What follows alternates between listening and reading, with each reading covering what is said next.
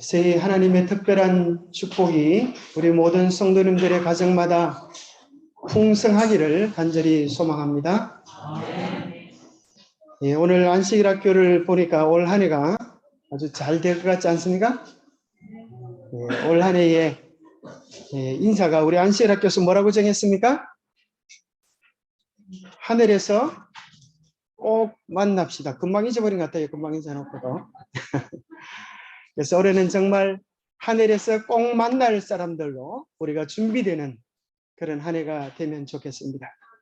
그래서 올 한 해는 재림을 준비하는 한 해가 되면 참 좋겠다.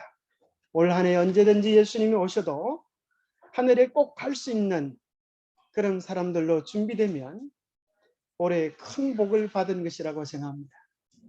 우리가 받을 수 있는 최고의 복이 무슨 복입니까? 하늘에 가는 복입니다.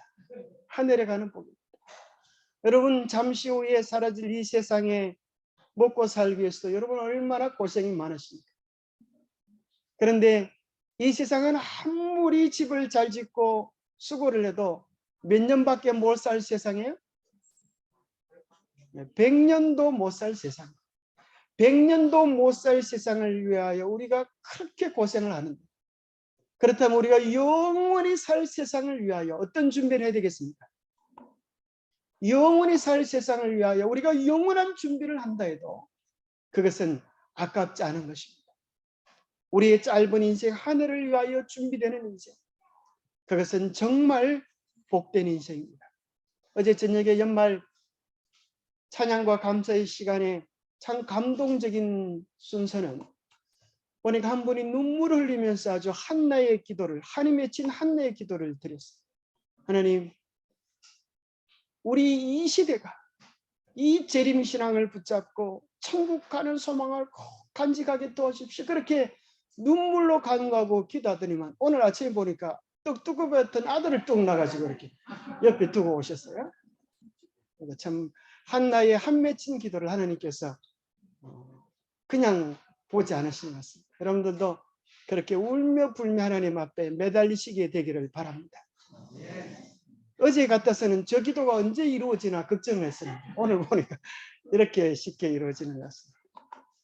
마태복음 25장 34절에 보면 그때 임금이 그 오른편에 있는 자들에게 이르되 내 아버지께 복받을 자들이여, 나와 창세로부터 너희를 위하여 예비된 나라를 상속받으라.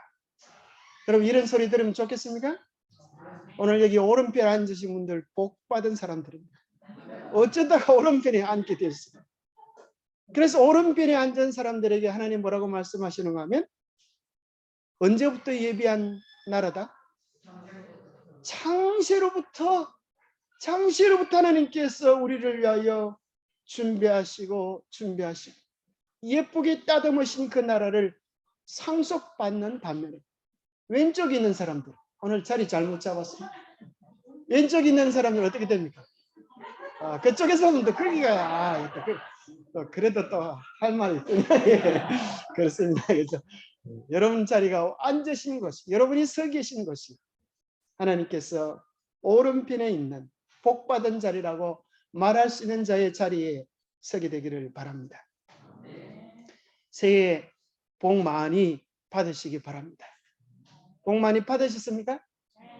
한번 내려보시기 바랍니다. 무슨 복을 받았어요?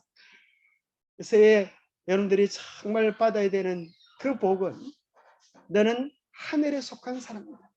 내가 너를 위하여 창세전부터 복을 예배해 놓으셨다라고 하는 그 하늘의 귀한 복을 받게 되기를 간절히 바랍니다. 호랭이가 올해 띠라 그러죠? 여러분 오늘 이런 복을 받으시기 바랍니다. 제 친구가 보낸 카톡 내용이 너무 좋아가지고 제가 여러분들에게 보내드렸는데, 새해는 이렇게 하면 참 좋겠습니다.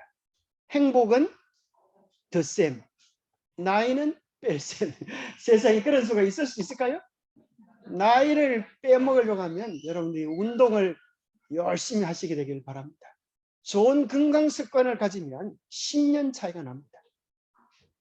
그래서 여러분 나이를 뺄셈을 하기 위해서 올해 좋은 건강 습관을 실천하시기 바랍니다. 열정은 꼭 파세요. 우리가 하나님을 향한 열정을 올해는 꼭 파시기 바랍니다.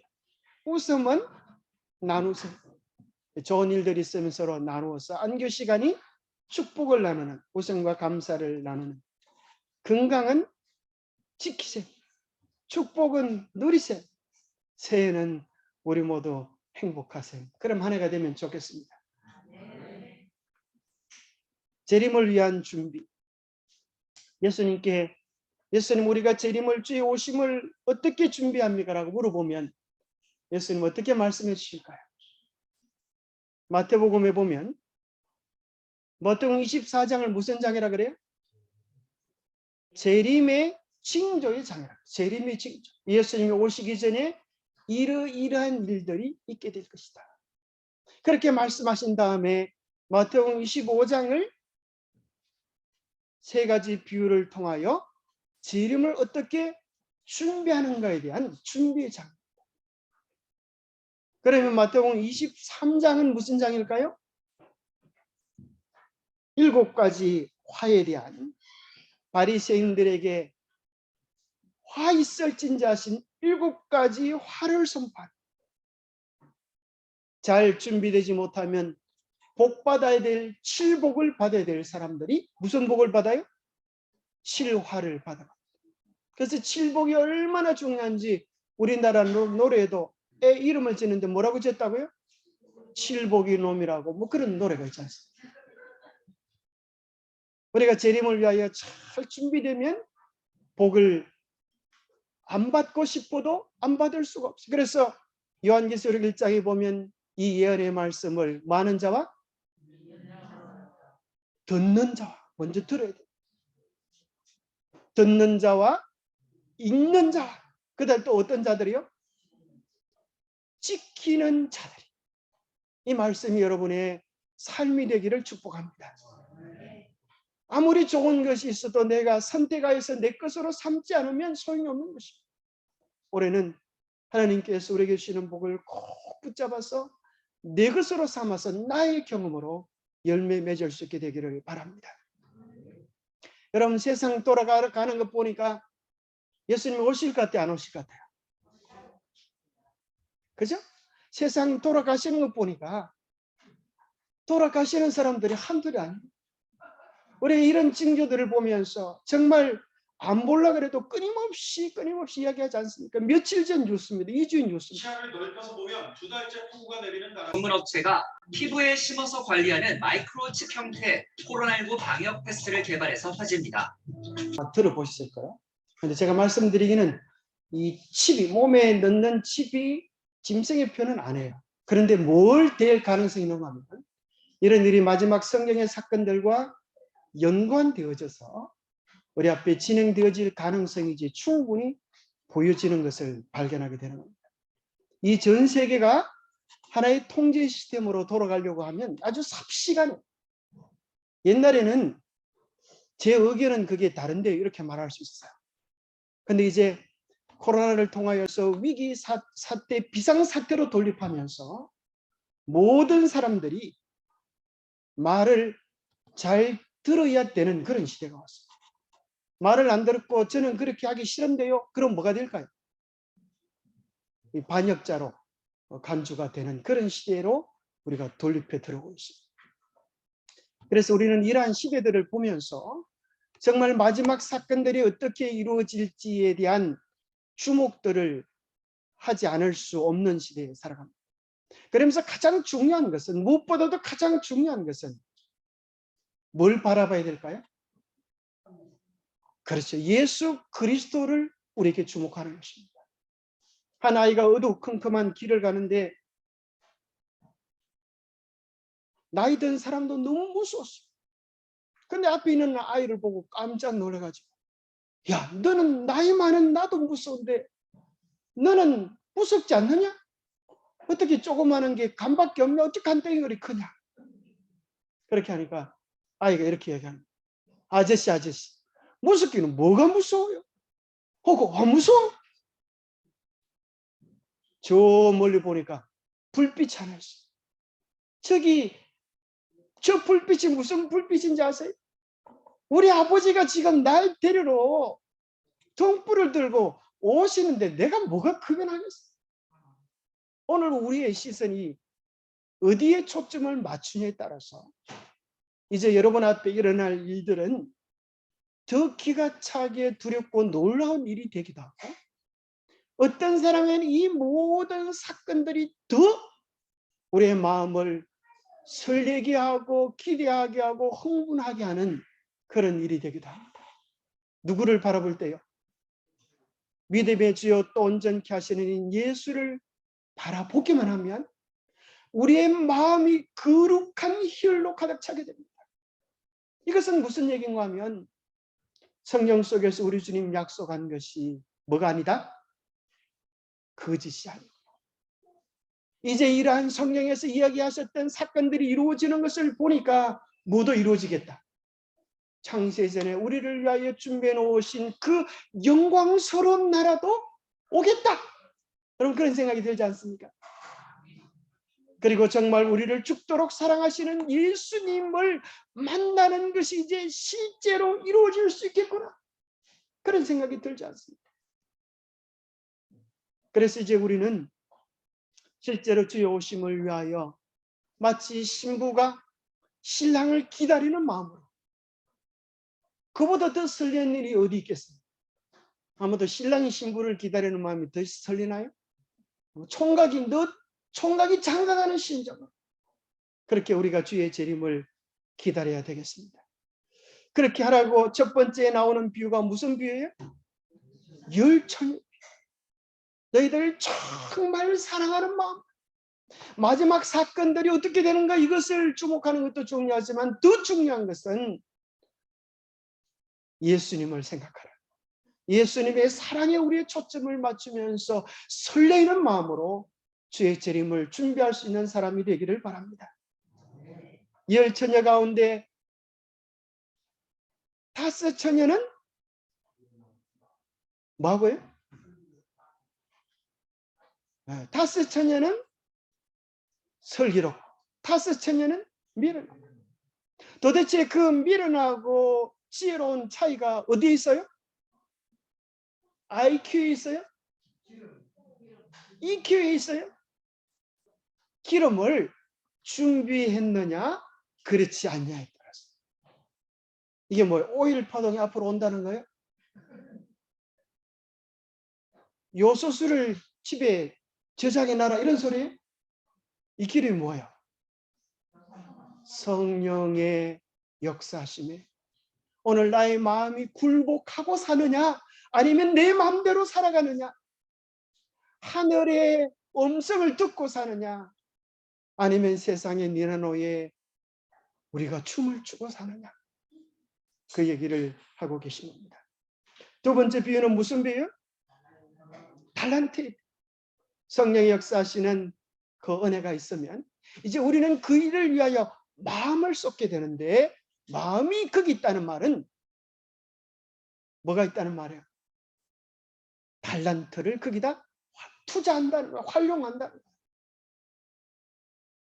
그래서 이야기하면서 많은 분들이 나는 마음은 있는데 그게 잘 안 됩니다. 여러분 그 마음을 놓치시면 안 됩니다. 그 마음이 더 강해지고 더 간절해져야만 합니다. 뭐가 되도록요? 하나님께서 우리의 마음 안에 역사하셔서 변화가 일어나는 경험에까지 우리의 마음을 들여야 하는 것입니다. 그럴 때 우리는 마음이 있을 때에 우리는 달란트를 하늘의 일에 투자하게 되는 것입니다. 달란트가 무엇입니까? 우리의 마음을 쏟고 우리의 시간을 쏟고 우리의 애정을 거기다 투자하여서 우리에게 신 주의 음성에 우리의 삶을 들여서 활용하는 경험을 하게 되는 것입니다. 세 번째 비유는 양과 염소의 비유입니다. 양과 염소의 차이가 뭔지 아십니까? 뿔따구가 있느냐 없느냐. 희한하게도 양과 염소는 생기기는 비슷하게 생기는데 성질은 180도 다르다는 거예요. 양들은 뭐 하기를 좋아하는데요? 서로 뭉치기를 좋아하고 어울리고 사랑하기를 좋아하는데 염소는 누가 사랑하는 걸 보면 사랑하는 꼴을 못 봐. 그래서 그딱 들어가가지고 그걸 이렇게 부르트리돼 분산시켜 돼. 그래서 그와 같은 기질을 가지고, 그래서 양은 한마디로 말하면 이타적인 속성을 가진 존재라고 얘기한다면 염소는 이기적인 속성을 가지고 있어요. 생긴 비슷하지만 그의 마음속에 있는 속성들이 외부로 나타나는데 뭘 통하여 나타난다는 거예요? 누구를 사랑하느냐? 누구를 사랑하느냐? 내 주위에 있는 작은 자를, 내 주위에 무관심해도 되는 자, 돌보지 않아도 되는 자, 나와 상관없는 자에 대하여 우리가 어떻게 대우하느냐. 왜요? 그래야 마음이 들통이 나거든요. 우리도 다 어느 정도는 할 수가 있어요. 예수님이 내 마음 안에 계시지 않아도 나를 좋아해 주는 사람 좋아할 수 있어요? 나를 미워하는 사람 미워해 줄 수 있어요? 그 정도야 뭐 누구든 가능한. 그런데 내게 대하여 무관심하고 나를 미워하는 사람도 사랑해 주려고 하면 우리의 본심이 아니라 예수님의 마음을 가져야만 가능한 일입니다. 그래서 마지막 때 우리의 최종적인 운명은 우리가 어떤 마음, 그것을 나타내며 사는가 하는 것이 나와 있습니다. 이 본문을 좀 살펴보면 이렇게 나옵니다. 미련한 자들이 설기 있는 자들에게 이르되 우리에게 등불이 꺼져가니 너희의 기름을 좀 나눠달라. 그런 것 보니까 이 어리석은 처녀들도 뭐하고 있었어요? 신랑을 기다리고 있었어요. 그런 것 보면 예수님을 기다리는 사람이다 아니다? 예수님을 기다리고 있는 사람이에요. 예수님의 재림을 고대하고 있는 사람이에요. 그런데 문제는 뭐가 문제예요? 등불이 어때요? 신랑이 늦게 오면 늦게 올수록 등불이 깜빡깜빡한 거예요. 눈은 몸에 등불이다. 눈이 반짝반짝하는 사람은 마음의 등불이 반짝반짝한 사람이고, 졸음이 와가지고 눈이 껌뻑껌뻑한 사람은 뭐예요? 등불이 껌뻑껌뻑한 사람. 뭐가 있으면 불이 활활 타오를 수 있을까요? 기름이 있어야 되는데 하나님의 성령의 기름이 내 안에 역사하였어. 그게 무슨 말씀인지 내 안에 들려지고 깨달아지면 정신은 번쩍 들어서 졸 수가 없어. 그런데 우리의 마음이 세상의 영에 혼탁에 있으면 저게 무슨 소리야? 한국말 같기는 한국말 같은데 뭔 소리인지 통 모르겠네. 꾸벅꾸벅 졸다가 나중에는 주무시게 돼요. 여기 등불은 그럼 무엇입니까? 등불이 무엇이죠? 등불은 무엇입니까? 빛된 삶. 마태복음 5장에 보면 너희의 착한 행실을 비추어서 하늘에 계신 너희 아버지께 영광을 돌리게 하라 그랬어요. 우리 하나님 말씀을 읽을 때 그 말씀이 성령을 통해 우리 안에 역사하여서 우리의 삶으로 드러날 때, 그때 세상 사람들은 저 사람이 어디에 속해 있는지를 깨닫게 됩니다. 그런데 여기 기름을 나눠주고 싶은데 나눠줄 수가 없어. 왜 그래요? 뭐는 못 나눠요? 성품을 나눠줄 수가 없다는 거야. 경험에 대한 이야기는 해줄 수 있지만 뭐 해줄 수 없어. 경험을 가지도록 하는 것. 그것은 누가 해야 되는 일이에요? 자기가 마음 먹고 결단할 때 자기 안에서도 이루어지는 거예요. 비유 가운데 10처녀가 다 신랑을 맞기 위하여 나아갔다. 모두가 다 등과 기름 담을 그릇을 가지고 왔다. 좀 얼마 동안 그들 사이에는 별 차이가 없었다. 이와 같이 재림 바로 전에 사는 교회도 그러하다. 모든 사람이 다 성경 지식을 가지고 있고 그리스도께서 오실 때가 가까웠다는 기비를 들었으며 그분이 오실 것을 확신하며 기다리고 있다. 그런데 문제가 무엇인가 하면 어떤 사람에게는 여분의 기름을 준비해 놓았고 어떤 사람은 끔뻑 끄져가면서 시간이 길어질수록 재림에 대한 고대감을 마음속에서 잃어버리다가 나중에는 무슨 생각이 드는가 하면 예수님이 안 오실 것 같아. 세상에서도 살만하네. 그런 생각이 들어버리는 것입니다. 뭐가 없기 때문에 그런가 하면 성령의 역사하심을 거절하고 살기 때문에 그렇습니다. 오늘 우리에게 들려주는 주의 음성에 삶을 들여 순종하지 않았기 때문입니다. 하나님의 성령이 없이 하나님의 말씀만을 아는 것은 조금은 소용이 있다? 여기 보니까 아무 소용이 없다. 성령의 감학 없는 진리의 이론만으로 사람의 심령을 깨우치고 마음을 심화시킬 수 없다. 우리가 비록 성경의 말씀과 약속들에 정통한다 할지라도 하나님의 영이 진리를 깊이 깨닫게 하지 않을 것 같다면 우리의 품성은 변화되지 않을 것이다. 성령이 우리의 마음을 밝혀주지 않을 것 같다면 사람들은 진리와 오류를 분간할 수 없게 될 것이며 저희는 사단의 교묘한 시험에 빠지게 될 것이다. 그러면 어떻게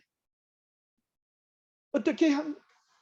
오늘 우리 마음에 들려주는 성령의 음성에 순복할 수 있게 되기를 바랍니다.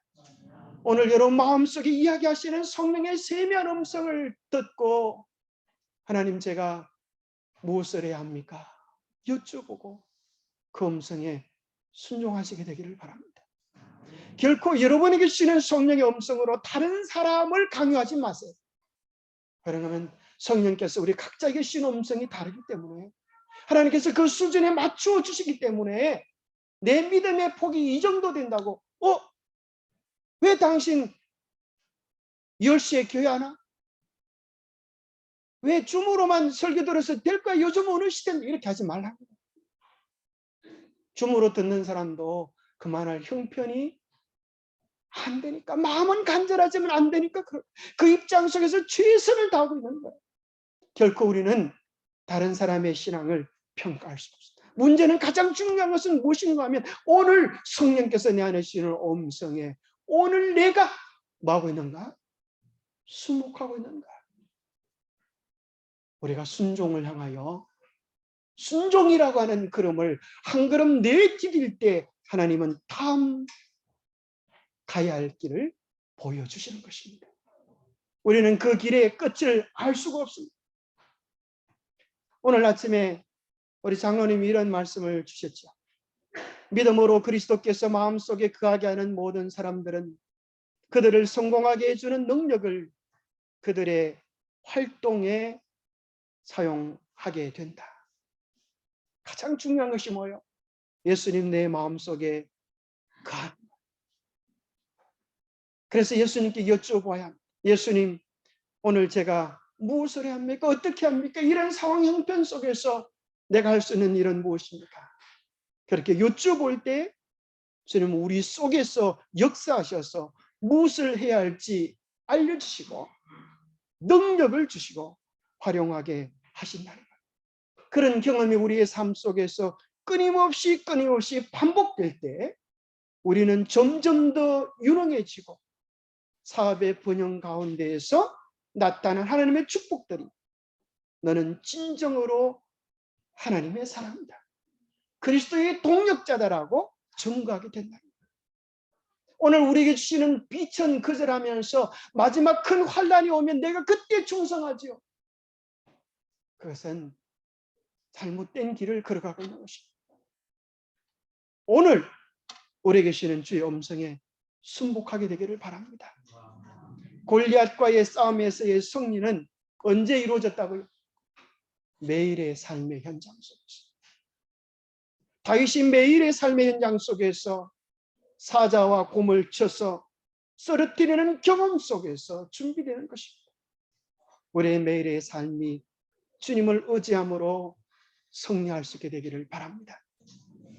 그래서 건강한 신앙이라고 하는 것은 가만히 보니까 첫 번째는 머리로 이해되는 신앙. 그렇습니까? 머리로 내가 납득이 돼야 돼. 그래서 사실 여러분이 설교를 1시간 듣는 건 참 중요하지만 또 개인적으로 올해 여러분 결심하셔서 새해는 꼭 아침 시간을 주님께 드리자. 새해는 아무리 바빠도 아침 시간에 우리 신월선 지사님처럼 온 몸을 씻고 그렇게 정결하게는 못하더라도 얼굴만이라도 씻고 세수만이라도 하고 말씀을 펴고 간절한 마음으로 주의 음성을 듣기 위하여 시간을 드리자 하는 것입니다. 머리로 깨달아질 때 그 다음에 어디로 내려가는가 하면 가슴으로 내려갑니다. 가슴. 머리는 비었는데 가슴이 뜨거워졌다. 이거 어떻게 된 거예요? 문제가 많아요. 머리는 채워졌는데 가슴은 냉랭하다. 그것도 문제가 나요. 머리와 가슴까지는 30cm 밖에 안 되지만 이 말씀이 간절해질 때 우리의 가슴을 뜨겁게 하고 우리를 흥분시키는 것입니다. 자, 가슴으로 내려간 것은 또 어디로 내려가야 될까요? 손과 발로 실천되어야 합니다. 그래서 첫 번째는 지식, 두 번째는 정서, 세 번째는 손과 발의 의지적 선택을 통하여 바로 순종을 통하여 우리의 삶의 말씀이 만져지게 되는 거예요. 이 경험이 하나씩 둘씩 되어지면서 우리의 삶이 건강을 이루게 돼요. 그래서 이걸 갖다 무슨 H라 그래요? 4H다. 4H. 그래서 건강한 신앙은 머리로 깨달아지고 가슴으로 받아들여지고 손과 발로 우리의 매일 속에서 실천함으로 말미암아 이것이 뭐가 되어야 된다? 습관이 되죠. 여러분 건강은 하루아침에 되어지는 거 아니에요. 우리 매일의 생활 습관. 그래서 올해 새해 첫날 아침에 좋은 습관을 길들이기로 결심하시게 되기를 바랍니다. 올해는 무슨 수가 있어도 주님과 나만의 특별한 시간을 가지겠다. 올해는 무슨 수가 있어도 운동하는 시간을 가지겠다. 올해는 무슨 수가 있어도 절제하며 살아야 되겠다. 나름대로 여러분 좋은 생애 습관을 준비하면 복은 절로 들어오는 것입니다. 두 번째 비유에서 이야기합니다. 오랜 후에 그 종들의 주인이 돌아와 그들과 결산할세. 재림의 때가 무엇인가 하면 결산하는 때. 그때 어떤 사람은 주인에게 반가운 모습으로 쫓아갔어. 주인이여 저에게 5달란트를 씌웠는데 5달란트를 활용해서 10달란트를 남겼습니다. 그때 주인이 뭐라 그래요? 착하고 충성된 종아. 그때 뭐라 그래요? 네가 작은 일에 충성하였음에 큰 것을 내게 맡기리니 주인의 즐거움에 참여할지어다. 여러분 맡은 일이 작은 것이라고 생각되십니까? 아닙니다. 오늘 여러분이 맡은 작은 것에 충성될 때 큰 것이 결정되어진다고 하는 사실을 기억하시게 되기를 바랍니다. 내가 맡은 순서 작은 것이 아닙니다. 우리 안식일학교 교장선생님, 부교장선생님께서 뭐라 그래요? 준비된 안식일학교. 그 다음에 뭐예요? 행복한 안식일학교. 참 멋진 것 같아요. 우리가 준비가 되어야 하는 것입니다. 준비가 되는 것만큼 채워지게 될 것이죠. 그래서 작은 것이 여러분 따라해 보세요. 너무 중요한 것 같아요. 작은 것이 큰 것을 결정한다. 작은 것이 운명을 바꾼다. 네, 여러분 그렇습니다. 운명을 바꾸려고 하면 큰 데서 애쓰지 말고 내가 바꿀 수 있는 작은 것에 충성하게 되기를 바랍니다. 그런데 하달란트 받은 자가 그럽니다. 하나님, 주인님 뭐 했는데? 딴 사람에게는 많이 주고 저는 왜 하나밖에 안 주셨습니까? 그래서 제가 이것을 하도 분통 터져가지고 뭐 했다는 거예요? 땅에다 묻어 두었습니다. 주인이 뭐라 그래요? 너 참 정직한 사람이다. 내가 하나 주었기 때문에 네가 하나를 나에게 돌려주는구나. 복 받을 자야. 그랬습니까? 뭐라 그랬습니까? 여러분, 게으르기는 괜찮은데 게으른다는 말은 맞는 말 같은데 악하다는 말이 합당합니까? 여러분 어떻게 생각하세요? 예수님 하신 말씀은 다 맞습니다. 게으른 것은 뭐예요? 악한 것이죠. 하나님께서 우리에게 주신 은사들을 묻어놓고 하나님 받은 게 없는데요. 그럴 수 있는 사람이 우리 중에 아무도 없다는 사실을 기억하십시오. 하나님께서 우리에게 은사를 주셨습니다. 그것을 활용하시게 되기를 바랍니다. 활용함으로 하나님께서 우리를 어떻게 사용하시는지를 깨닫게 될 것입니다. 여러분에게 주신 것은 결코 작은 것이 아닙니다. 달란트가 얼마나 큰지를 알고 싶으면, 여러분의 받은 은사가 얼마나 귀한지를 알고 싶으면 활용해 보십시오. 달란트는 사용할수록 증가된다. 성공은 우연히 되는 것도 아니고 운명에 의해서 되는 것도 아니다. 성공은 하나님의 섭리를 수행함으로 얻는 것이다. 정믿음과 깊은 사려와 득성과 견인 불발의 노력으로 얻어지는 보수이다. 주님께서는 우리가 가진 모든 선물을 다 사용하기를 원하신다. 만일 우리가 그대로 한다면 우리는 더 큰 선물, 하늘을 받게 될 것이다. 여러분, 하늘에 우리의 자리가 있는 것처럼 이 땅에서도 주님을 위하여 해야 할 우리의 자리가 있음을 잊지 마시게 되기를 바랍니다. 그분은 우리의 부족한 재간을 이적을 통하여 채워주시지 않으신다. 그러나 우리가 우리에게 있는 것을 활용할 때 그분은 우리의 온갖 능력을 증가시키고 강하게 하기 위하여 우리와 협력하실 것이다. 주님을 섬기는 일에 온갖 정성을 다하고 참된 희생을 기울임으로 우리의 노력은 증가될 것이다. 기적을 통하여 능력이 증가되지 않습니다. 우리가 맡은 직분을 위하여, 맡은 재능을 위하여 부족함을 깨닫고 간구하고 매달릴 때 주께서 능력을 주시는 것입니다. 제 직분을 받고 부담스러우셨습니까? 그게 정상인 것입니다. 하나님의 일을 받고 내가 할 만합니다. 이것은 교만인 것입니다.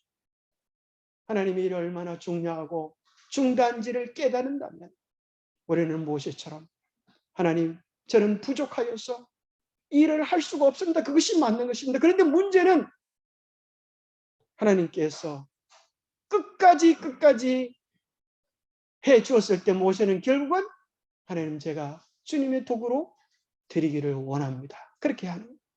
그럴 때 하나님께서 그를 통하여 이루어 주시는 것입니다.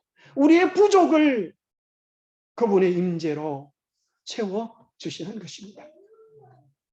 우리가 우리 자신을 굴복시켜 성령께서 역사하실 수 있는 도구가 되게 할 때, 이것이 영적 삶의 비결입니다. 하나님은 우리에게 역사하실 수 있습니다. 뭐 할 때요? 우리가 굴복하여 우리 자신을 드릴 때, 하나님의 은혜가 우리 안에 역사하여 우리로 하여금 옛 버릇을 억제하고 괴벽한 성질을 극복하게 하시어 새 습관을 기르게 한다. 우리가 성령의 격려를 존중히 여기고 순종할 때 우리의 마음은 넓어져 성령의 능력을 더욱 많이 받게 될 것이며 더욱 좋은 일을 많이 행하게 될 것이다. 하나의 죄는 우리를 지옥으로 이끌지 않습니다. 그러나 하나의 죄는 그 다음번 죄를 짓도록, 더 짓기 쉽도록 만들어요. 하나의 선행은 우리를 천국으로 이끌지 않지만 선행을 통하여 경험한 하나님의 역사심은 우리를 더 영적인 일에 사모하게 만드는 것입니다. 마지막입니다. 양과 염소의 비유를 통하여 이렇게 얘기합니다. 어느 때에 병드신 것이 나오게 갇히신 것을 보고 가서 비었나이까 하리니 임금이 대답하여 이르되 내가 진실로 너희에게 이르노니 너희가 여기 내 형제 중에 지극히 작은 자 하나에게 한 것이고 내게 한 것입니다. 우리가 양인지 염소인지 판결되는 것은 마음먹은 것으로 결정되는 것이 아니라 우리가 어떻게 행했는가, 어떻게 사는가, 삶으로 열매에 맺어져야 진짜 마음먹음이라는 거예요. 여러분, 간절히 마음먹으면 무슨 수를 쓰더라도 이루고 싶어 하게 됩니다. 우리 딸내미가 하나 있는데 이 추운 겨울에 이 추운 날 어디 여행 간다 그래. 그래서 깜짝 놀라고 이 추운 날 어느 죽으려고 그러냐 이렇게 얘기하니까 이렇게 놀러 가는데 추위가 대수겠습니까? 이렇게 됩니다. 놀러 가는 놈 보세요. 아무리 추워도 놀러 갑니까? 아무리 더워도 놀러 가요. 그걸 막을 수 있는 재간이 없어요. 마음속에 간절함이 추위를 이기기 때문입니다. 성공하는 자는 성공해야 될 이유를 찾고 실패하는 자는 하지 말아야 할 핑계를 찾는 것입니다. 우리가 도와야 할 작은 자가 누구입니까? 가만히 생각해 보니까 우리의 가족인 것 같아요. 그래서 우리 가장 먼저 찾아야 되는 사람이 가족이에요. 그런데 우리가 사랑하기 어렵습니다. 왜요? 볼 때마다 막 손대는 거예요. 어떻게 이 사람이 이럴 수가 있냐. 그럴 때 뭘 생각해야 되겠어요? 우리 주님께서 우리를 어떻게 사랑하셨는지를 생각해야 합니다. 주님의 사랑이 우리를 변화시켜 주었듯이 이제는 내 사랑, 내 혈기, 내 욕심으로 못했던 그 일을 주님께 드렸어요. 먼저 내 마음을 주님의 사랑으로 채울 수 있게 되기를 바랍니다. 그래서 우리는 그저 통로로 우리를 통하여 그 사랑이 나타나도록 우리 자신을 드리게만 하면 될 것입니다. 하나님께서 왜 우리에게 쏙썩이는 남편을 두시고 말 안 되는 자식들을 두셨는가? 뭐 때문에 그래요? 사실은 나를 훈련시키기 위하여, 나를 준비시키기 위하여, 내게 하나님의 사랑을 깨닫게 하시고 애타는 심정을 깨닫게 하기 위하여 주셨다고 생각지는 않으십니까? 또 어떻게 생각해 보면 우리가 도와야 될 작은 자는 우리의 영적 가족이기도 한 것 같아요. 영적 가족. 지난번에 우리 선교부에서 이제 교회에 장기 결석한 분들을 위하여 이렇게 선물들을 이렇게 나누어 드리는데 보니까 선물 주기도 쉽지 않습니다. 왜 그런가 하면 마음이 아주 멀은 사람들은 필요 없다. 그죠? 그러면서 이렇게 보니까 전화를 하니까 제가 시간 나면 전화하겠습니다. 이렇게 해놓고 전화 안 해요. 근데 가만히 생각해 보니까 저 사람 시간이 언제 날까 생각하는데 생각해 보니까 어떻게 되겠어요? 가만히 생각해 보니 이런 생각이 들어요. 일주일에 한 번씩 전화하면 언젠가 시간 날 날이 오겠구나 그런 생각이 들어요. 그래서 우리가 또 어떤 분은 교회 와서 또 찾아가요. 목사님 제가 저희 집에 오는 건 황송해서 못하고 교회에 제가 찾아가겠습니다. 몇 분이 찾아가시면서 함께 만나서 얘기도 하고 기도하고 하면서 야, 참 좋은 거구나.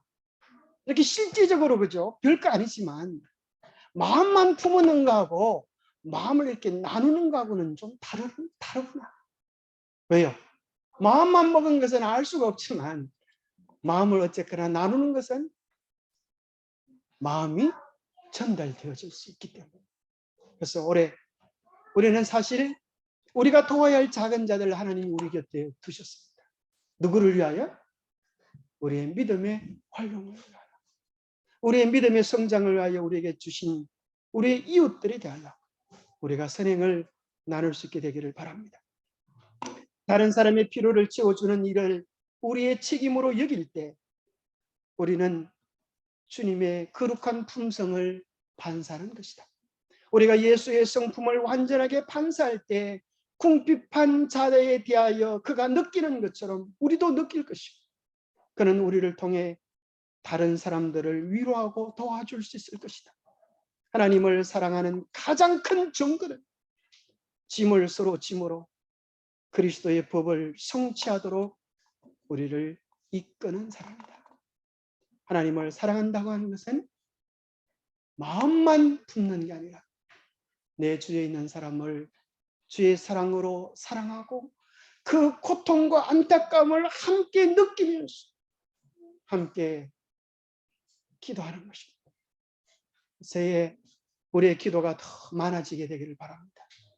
우리의 기도 속에서 한 명 한 명 이름이 매일 들려지게 되기를 바랍니다. 당장 무슨 역사는 일어나지 않더라도 우리가 끊임없이 기도할 때 하나님은 그 정확한 때에 정확한 방법을 우리에게 이야기해 주실 것입니다. 황제와 청소부라고 하는 톨스토이의 아주 아름다운 동화가 있습니다. 어느 날 황제가 잔치를 베풀어서 많은 사람들에게 이렇게 이야기했습니다. 이 나라에서 가장 아름다운 손을 가진 사람에게 금은 보석 푸짐한 선물을 주겠다라고 이렇게 광고를 했습니다. 그 얘기를 들었던 수많은 사람들은 손톱을 따듬고 향수를 뿌리고 자신이 꽃피기만을 기다렸습니다. 드디어 큰 잔치날이 되었습니다. 많은 사람들은 자기의 손을 내밀면서 제가 예쁘지 않습니까? 제가 향수를 뿌렸습니다. 페인트를 좀 칠했습니다. 이것이 미제입니다. 이것이 프랑스제입니다. 그때 황제가 뽑았던 것은 다름 아니라 그 궁전의 청소부 할머니의 보기만 해도 민망할 정도로 거칠고 주름진 손이었습니다. 그 손을 본 사람들은 모두가 이상하게 생각을 했고 왕은 그들에게 이렇게 대답을 했습니다. 청소부 할머니의 손이야말로 땀과 수고 그리고 성실로 장식된 가장 아름다운 손이기 때문입니다. 여러분, 하나님 보시기에도 그렇지 않을까요? 하나님 보시기에 가장 아름다운 손은 향수를 많이 뿌린 손이라기보다 구원받을 만한 자격이 없는 우리를 구원하신 그 한없는 은혜를 감당치 못하였소. 주님, 내가 무엇으로 그 은혜를 감당할 수 있겠습니까? 라는 심령을 가지고 자신을 돌보지 않고 섬기며 사랑하며 베푼 손이 아닐까요? 우리 여집사님들의 손을 다 잡아드리고 싶습니다.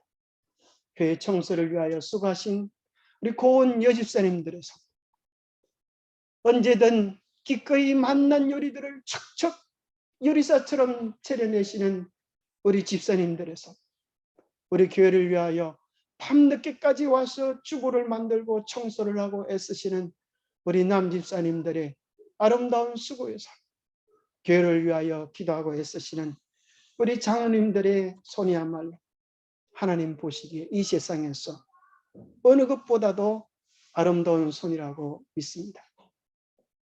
밀림의 성자 알버트 슈바이트는 철학, 신학, 음악, 의학 네 분야의 박사였습니다. 그가 아프리카 원시림에 가서 고생을 많이 하는 것을 보고 한 사람이 이렇게 물었습니다. 당신같이 훌륭한 사람이 이렇게 고생스럽게 살아야 할 이유가 무엇입니까? 얼마든지 부귀 영화를 누리며 편안하게 살 수 있는데 왜 이렇게 사서 고생을 하십니까? 그렇게 물었습니다. 당신 같은 정말 재능과 학벌 얼마나 여유 있고 풍족한 삶을 살 수 있는데 하필이면 이런 촌구석에 와서 이런 고생을 하십니까? 그때 슈바이처 박사가 이렇게 이야기했습니다. 나를 그렇게 안쓰럽게 보지 마십시오. 주님의 손이 되어 일한다는 것이 얼마나 기쁜 일인지 아십니까? 그것은 제가 이 세상에서 가장 안락한 삶을 사는 것보다도 더 가치 있고 행복한 일이랍니다. 여러분, 새해 주님을 위하여 섬기며 헌신하며 수고하는 여러분의 수고 속에 그런 행복한 마음, 주님의 십자가에 담으면 은혜에 대하여 감사하는 마음으로 가득 차게 되기를 바랍니다. 그래야 주님께서 보실 때 가장 아름다운 손이라고, 아름다운 사람이라고 하늘의 불멸의 면류관을 씌워주시기에 합당한 존귀한 삶을 사시는 우리 모두가 되시기를 축복하며 말씀 마칩니다.